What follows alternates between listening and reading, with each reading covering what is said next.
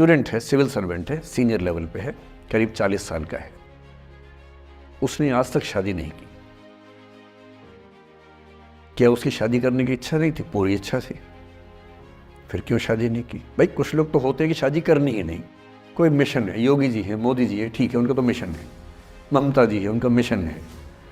पर जिसका जीवन में ऐसा कोई मिशन नहीं है और जिसको प्रेम करने का मन भी करता हो, वो तो शादी करता है आमतौर पे। उसने शादी क्यों नहीं की जानते हैं? जब वो 25-26 की उम्र में था, जब वो मेरा विद्यार्थी भी था, एक दिन मेरे पास आके बोला कि सर एक बात करना चाहता हूँ। मुझसे मेरे स्टूडेंट्स ऐसी बातें खूब करते हैं पर्सनली आके, अब तो मैं टाइम कम दे पाता हूँ, पहले तो ये सब होता रहता था क्लास के अलावा। एकदम रोता हुआ आया, आंखों में आंसू भरे हुए बहुत सारे। अरे क्या हो गया भाई? तो फिर उसने किसी का नाम बताया कि सर वो भी मेरी स्टूडेंट थी, कि सर उसके साथ रिलेशनशिप थी, उसने धोखा दिया है मुझे। अच्छा, धोखा देने वाली कहानियाँ मुझे बहुत अपील नहीं करती। मेरा मानना है कि दोनों पक्षों की गलतियाँ होती हैं। आप केवल अपने पर्सपेक्टिव से सोच के धोखा करते रहते हैं, ऐसा थोड़ा ना होता है भाई।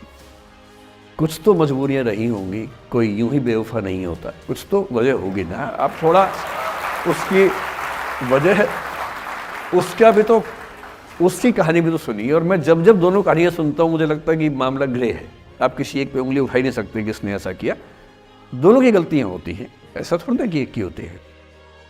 बहरहाल इन भाई साहब को ऐसा लगा कि धोखा हो गया उनके साथ। तो मैंने कहा चलो कोई बात नहीं यार, हो गया तो हो गया, तू नहीं कोई और सही, ऐसा क्या है।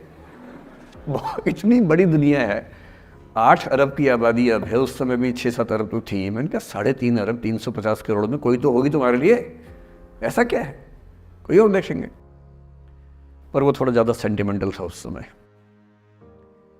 धीरे धीरे पता नहीं उसके मन में क्या बैठ गया, उसके मन में ये बैठा कि दुनिया की सारी लड़कियां धोखेबाज होती हैं। ऐसे मूर्खों की कमी नहीं है दुनिया में, ऐसे बहुत मूर्ख हैं। दर्शन की दुनिया में इसे अवैध सामान्यीकरण कहते हैं, इलिसिट जनरलाइजेशन। इसका मतलब बहुत छोटे सैंपल के बेस पे ये समझ लेना कि ये थियरी पूरे ब्रह्मांड पर लागू होती है।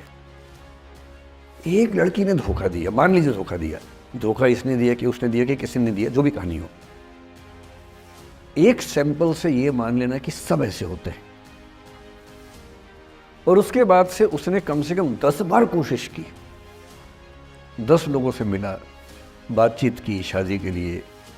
डेटिंग तो क्या करेगा 40 की उम्र में, लेकिन हाँ बातचीत करके देखा कि शायद रुचियाँ मिल जाए, स्वभाव मिल जाए तो शादी के बारे में सोचें। हर बार 3-4-5 मीटिंग के बाद वापस हट जाता है। अब तो मैंने पूछना बंद कर दिया है। जब तक मैं पूछता था, बोलता था कि सर 3-4 मीटिंग के बाद लगता है कि ये भी वैसी ही है। मैंने कहा भूल जाओ भाई, उससे भूल जाओ, बात खत्म हो गई। उसके बच्चे घूम रहे हैं आजकल स्कूल में, अब तुम कम से कम शादी तो कर लो। वो भाई साहब आज तक अकेले हैं और अब तो बाज़ार में मूल्य भी कम हो गया उनका, अब विकल्प भी ज़्यादा नहीं मिलते हैं। अब जो विकल्प मिल रहे हैं वहाँ उसकी रुचि और कम हो गई है। तो पूरी संभावना है कि वो जीवन अकेले ही गुजरेगा अब उसका। एक अंतिम एग्जाम्पल देके फिर मैं निष्कर्ष की तरफ बढ़ूंगा।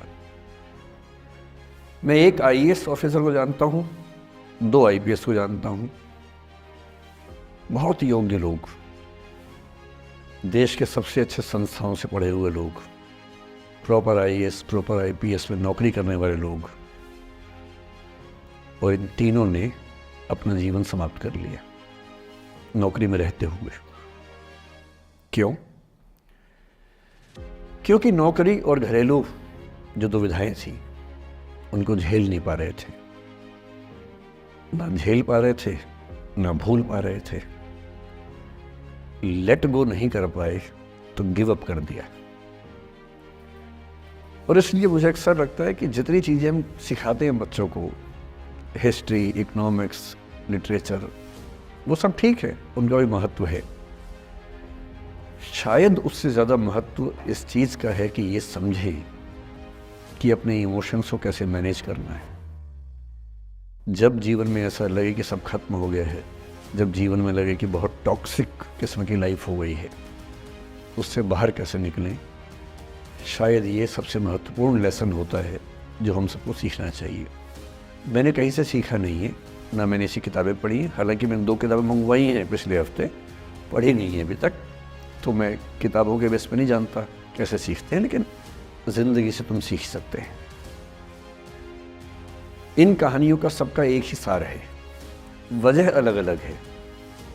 एक व्यक्ति ने इसलिए अपना जीवन समाप्त किया कि वो रिश्ता उसके हाथ से छूट रहा था। एक ने इसलिए जीवन समाप्त किया कि रिश्ता बन गया था पर समाज के दबाव, घर के दबाव मैनेज नहीं कर पाए। एक ने जिंदगी भर शादी नहीं की सिर्फ इसलिए कि वो पुरानी यादों को भूल नहीं पाया।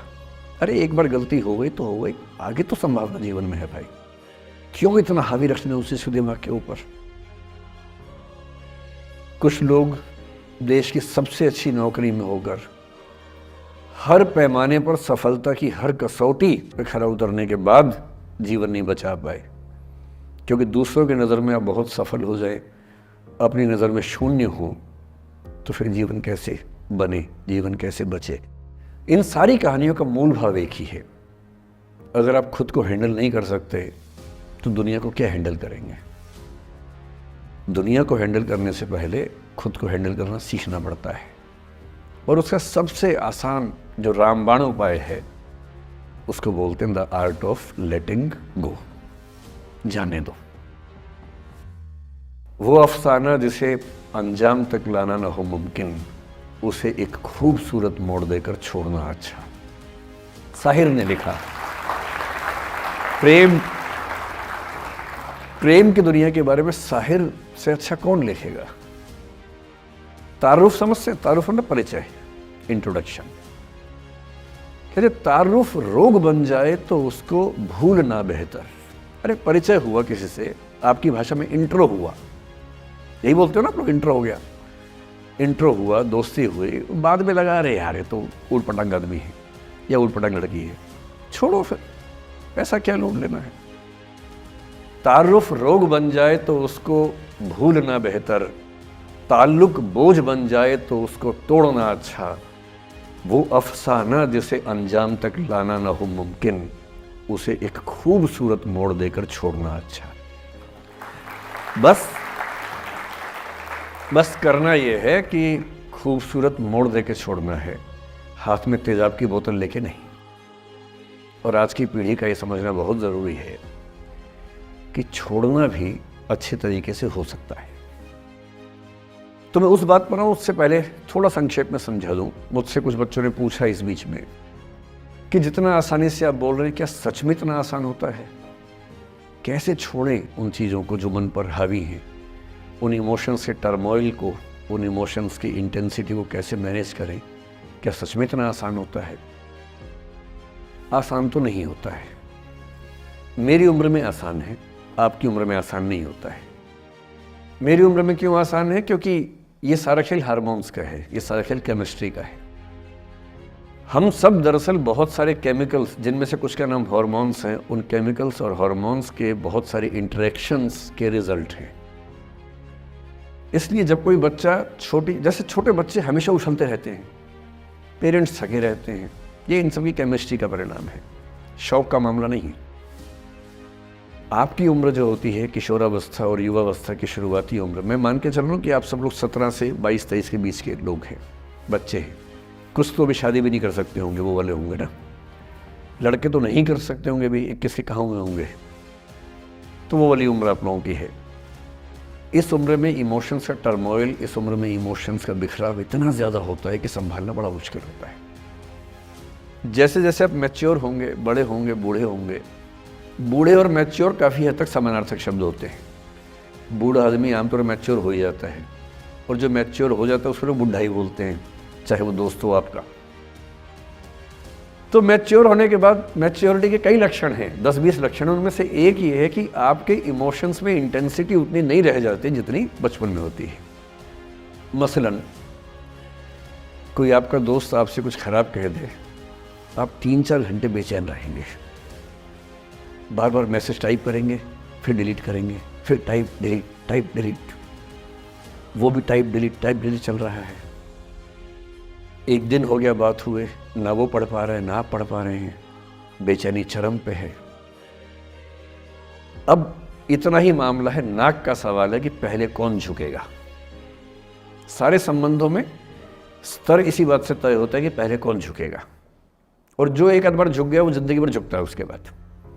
इससे लोग शुरू में बहुत केयरफुल होते हैं कि झुकना नहीं है। 3-4 ज्ञानी पीछे बैठे ही होते हैं कि नहीं झुकना नहीं है, वो झुकेगा, वो झुकेगी, तू क्यों झुकेगा। इन ज्ञानियों से बचना बहुत ज़रूरी है, ज़िंदगी जहर बना देंगे आपकी। अब दोनों ईगो फाइट कर रहे हैं कि पंजा किसका गिरेगा, इस पर फाइट चल रही है। 2 दिन हो गए, 3 दिन हो गए, उसके बाद एक आध आदमी पिघल जाता है, उसको लगता है भाड़ में जाए यार, बात ही नहीं हो पा रही, तुम ईगो कर रहे हो। फिर वो फ़ोन मिलाता है, ये भी फ़ोन की इंतज़ार में 3 दिन से सो भी नहीं रहा बेचारा। हीरो बेशक बन ले पर बेचैन तो भाई। खटाक से फ़ोन उठता है, अब दोनों कान में फ़ोन लगा के रखिए, कोई नहीं बोल रहा, चुप। क्या बातचीत चल रही है सोचिए, एक भी शब्द नहीं, एकदम चुप। थोड़ी देर के बाद कंफर्म करने के लिए कि है भी या नहीं, एक बोलता है हेलो, वहाँ से आवाज़ आती है कोई एक मैं थोड़ा ऐसी जोकर टाइप की बात करता हूँ, मुझे मोटिवेशनल स्पीकर ना समझे आप लोग, मैं ऐसी हंसी मजाक ही करना आता है मुझे, वही मैं करता हूँ। लेकिन इससे आप ये ना सोचिए कि मुझे पढ़ाना नहीं आता, मैं पढ़ा भी लेता हूँ IAS के लिए मुझे वो भी आता है, लेकिन अभी क्योंकि आप बच्चे छोटे हैं तो मैं आपके साथ वैसी बात ही कर रहा हूँ। अब ये सब चल रहा है। अब इसमें अगर कोई एक व्यक्ति झुक गया, बात आगे हो गई तो हो गई, वरना कई रिश्ते ऐसे भी होते हैं जो इसी बिंदु पे खत्म हो जाते हैं कि तेरा भाई नहीं झुकेगा, भाभी झुकेगी, और उधर जीजू झुकेंगे, दीदी नहीं झुकेगी। जीजू झुकेंगे, दीदी क्यों झुकेगी, और ना जीजू झुक रहे ना भाभी झुक रही और उस चक्कर में जो अभी बेचारा रिश्ता बना भी नहीं था, वही वो ज़मींदोज़ हो गया, वही वो खत्म हो गया। पर ठीक है, हो गया तो हो गया, भाड़ में जाए, ऐसा क्या है, डर किस बात का है इसमें। लेकिन मैं फिर भी आपसे कहूँगा, मेरी उम्र में क्या होता है, जैसे मुझे कोई फ़ोन करे कि मैं आपसे बहुत नाराज़ हूँ, तो मैं कहता हूँ अच्छा ठीक है, कल बात करेंगे। नहीं, मैं आपसे बहुत नाराज़ हूँ, मेरा दिल टूट गया है। मैं कहता हूँ देखो मुझे नींद आ रही है अभी, let me sleep, we will talk tomorrow, you just do one thing, right down all the points and we will discuss in the morning. When I come to office, you come to my cabin and we will discuss. Don't worry, I'll find out the solution for you. कह रहे हैं आप कैसी बात कर रहे हैं, मैं ना सो पा रहा हूँ ना मैं जाग पा रहा हूँ। तो मैंने कहा दैट इज योर प्रॉब्लम मैं तो सो भी रहा हूँ जाके, ये तो कोई दिक्कत नहीं हुई भाई। तो मैं तो ऐसा हो चुका हूँ कि दुनिया में कुछ भी हो जाए मुझे टाइम पे नींद आ जाती है, कुछ भी हो जाए। मतलब एक आध, अब जैसे मेरी माता जी की मृत्यु हुई तो मुझे नींद नहीं आई कुछ दिनों तक, ठीक बात है, नहीं आनी चाहिए उस समय, तब भी आ गई तो फिर इंसान और पत्थर में क्या अंतर बचा, सीधी सी बात है। But keeping aside those rare instances, कोई कुछ भी कर ले हमें तो बढ़िया नींद आती है। और मैं ये कहना चाह रहा हूँ, मैंने ये सीखा है अपने पिताजी से, और सीख सकते हैं इसको, ये केवल तुक्के की बात नहीं है, सीख सकते हैं। मेरे जो पेरेंट्स हैं, पिताजी और माँ, वो एक अनूठा कॉम्बिनेशन है। अच्छा, किसी शादीशुदा जोड़े से अकेले में बात करके देखिए, जब वो कंफर्टेबल हो आपके साथ, आप उनको बोलिए कि मुझ में और मेरी पत्नी में या मुझ में और मेरे पति में ज़्यादा चीज़ें मैच नहीं होती हैं। सीरियस होकर बोलना, मजाक के मूड में नहीं, सीरियस मुंह बना के बोलिए, थोड़ा भरोसे में लेके। दुनिया का हर जोड़ा आपसे बोलेगा आप में तो फिर भी कुछ मैच होता है, हम में तो कुछ मैच नहीं होता, एक भी मैच। सारे जोड़े ऐसे ही चल रहे हैं, सबको लगता है कि उसका घर बढ़िया चल रहा है, मेरा ही ठीक नहीं चल रहा, क्योंकि उसका घर आपने फेसबुक पे देखा है, अच्छी अच्छी फोटो देखी हैं। 24 घंटे में से जो 2 अच्छे मिनट आए थे, उसमें ली गई 25 फोटो में से बेस्ट फोटो फेसबुक पे आई थी, और अपने घर में आप बाकी 24 घंटे में से 2 मिनट छोड़ के बाकी देख रहे हैं। तो दूसरे का घर हमेशा अच्छा लगता है कि यार लाइफ हो तो उनके जैसी हो। तो हमारे माता पिता भी स्वभाव उनका भी थोड़ा अलग रहा, सबका है, हमारा भी है। तो मेरे पिताजी हैं मस्त मौला आदमी, जैसे कबीरदास एकदम फक्कड़ मस्त मौला आदमी, भाड़ में जाए दुनिया उस मूड में रहते हैं, नुकसान हो जाए भाड़ में जाए। गीता का सार उन्होंने अपने मन में बिठा लिया है। उनका बड़े से बड़ा नुकसान हो जाता है तो क्या बोलते हैं, हमारा क्या था जो लाए थे, जो लिया यहीं से लिया, जो दिया यहीं दिया, साथ लेके क्या जाना है, बात खत्म। कोई टेंशन ही नहीं उनको। और बाकी सब लोग टेंशन में कि अब क्या करें, ये हो गया वो हो गया, कैसे मैनेज करें। मेरी माँ को तनाव हो जाता था, और जब पिताजी ऐसे हो तो माँ को तनाव होगा, सीधी सी बात है। अगर माँ वैसी होती पिताजी तनाव में रहते हैं, तो सामान्य बात है। जब घर में एक व्यक्ति मस्त मौला हो तो बाकी लोग तनाव तो फिर बांटेंगे ना आपस में। वो बड़ा तनाव में रहती थी, उनको घर की चिंता, बच्चों की चिंता बहुत सताती थी। पिताजी भी चिंतित थे बच्चों को लेकर, जैसे कोई पिता होता है, पर उनकी नेचर थी कि ठीक है देख लेंगे जो होगा, अरे देख लेंगे, अरे भाड़ में जाओ, उस मूड में रहते हैं, आज भी रहते हैं। मेरी माँ 73 की उम्र से कुछ महीने पहले चल बसी, उनका जीवन समाप्त हुआ। मतलब मुझे नहीं पता कि जीवन क्यों समाप्त होता है, क्योंकि बड़े बूढ़े कहते हैं कि हर व्यक्ति की सांस का इतिहास है, सांसें लिखी हुई हैं ईश्वर ने, उतनी सांसें मिलेगी। मुझे बहुत भरोसा इस बात में है नहीं, क्योंकि भगवान ऐसा क्यों करेगा कि जापान में सांसें ज्यादा लिखेगा और अफ्रीका में कम लिखेगा? भगवान ऐसा क्यों करेगा? और अगर सांसें पहले से लिखी हुई है तो हमारी जीवन प्रत्याशा क्यों बढ़ती जा रही है? अगर सांसें पहले से फिक्स हैं तो आजादी के समय से लेकर आज के 70 साल में जीवन प्रत्याशा लगभग 2.5-3 गुना बढ़ गई। और हम ये भी कहते हैं कि लोग खराब हैं। अगर लोग बुरे हैं तो जीवन छोटा होना चाहिए कर्मों के हिसाब से। लोग खराब हैं और जीवन बड़ा होता जा रहा है। तो मुझे उन मान्यताओं में बहुत भरोसा है नहीं कि सांसें लिखी हुई हैं। अगर सांसें लिखी होती तो मनुष्य की औसत आयु 25 साल से ऊपर नहीं होनी चाहिए थी, 25-30 मैक्सिमम। और हम 70-80 साल धूमधाम से जी रहे हैं, जिसका मतलब है कि ये भगवान से ज़्यादा इंसान ने लिखा है, मेडिकल साइंस ने लिखा है, वैज्ञानिकों ने लिखा है। और मैं ऐसा व्यक्ति हूँ, मैं बहुत धार्मिक व्यक्ति हूँ नहीं, और मैं इसको छिपाता भी नहीं हूँ। मैं बहुत छिप छिप के बहुत जी लिया। अब मैंने ठान लिया कि मैं जैसा हूँ वैसा रहूँगा। ना मुझे किसी पार्टी से मतलब है, ना किसी विचारधारा से मतलब है। मैं विचार वाला आदमी हूँ, धारा वाला नहीं। जिसको धारा में बहना है बहे। हम तो अकेले चलेंगे, विचार के साथ चलेंगे। जो ठीक लगता है वो बोलेंगे और वैसे ही रहेंगे। हाँ, गलत बोलने से बचता हूँ, किसी के बारे में गलत बोलना मुझे अच्छा नहीं लगता है, लेकिन जो सही लगता है वो तो बोलूँगा ना भाई। मेरे पिताजी 81 साल के हैं, अभी 81 साल के हुए कुछ दिन पहले, और एकदम मस्त मौला आदमी है। मुझसे ज़्यादा युवा हैं। मैं 50 साल का बूढ़ा हूँ, वो 81 साल के युवा हैं। उनके चेहरे की चमक, मतलब कई ट्यूबलाइट फेल है उनके सामने, ऐसी चमक चेहरे पर रहती है। क्यों रहती है? उसकी एक वजह यह कि वो रोज़ सुबह 2-3 घंटे प्राणायाम, योग, ध्यान, बहुत कुछ करते हैं। उनका भोजन इतना संतुलित है, सप्ताह में कम से कम एक बार, कभी कभी महीने में 4 से ज़्यादा 6-7 बार उपवास करते हैं पूरा। वो सब चीज़ें उनके अभ्यास में हैं, जो मेरे अभ्यास में उतनी नहीं है। मैं भी कोशिश करता हूँ, पर अभी उतना सफल नहीं हो पा रहा हूँ। और मेरी राय में उनके इस सुंदर जीवन का सबसे बड़ा राज ये क्षमता है कि वो हर चीज़ को लेट गो कर देते हैं। तनाव उनके पास आता है तो फिसल के निकल जाता साइड से, लेते ही नहीं तनाव किसी बात का। कुछ भी हो जाता है तनाव ही नहीं लेते। और मुझे लगता है कि काश ये चीज़ मेरी माँ के स्वभाव में होती, कम से कम 10 साल उनका जीवन और ज़्यादा तो होता। और मैं अपने अनुभव से बता रहा हूँ, बहुत विश्वास से बता रहा हूँ।